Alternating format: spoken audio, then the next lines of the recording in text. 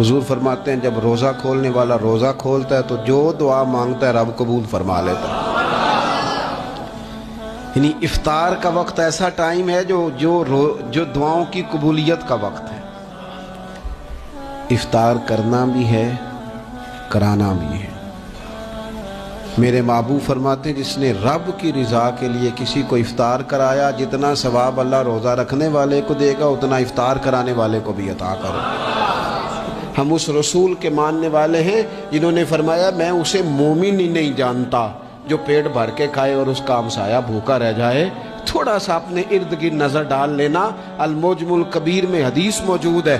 اللہ کے پیارے رسول صلی اللہ تعالیٰ علیہ وسلم نے فرمایا جس نے حلال پانی سے، حلال روٹی سے کسی کا روزہ افطار کرایا تو فرمایا فرشتے اس بندے کے لیے رمضان کے دنوں میں، رمضان کی گھڑیوں میں دعا کرتے ہیں، اور جناب جبریل امین اس کے لیے شب قدر کی رات دعا کرتے ہیں۔ حضرت جبریل شب قدر میں دعا کریں گے خاص رات، یا اللہ اس بندے پر فضل فرما۔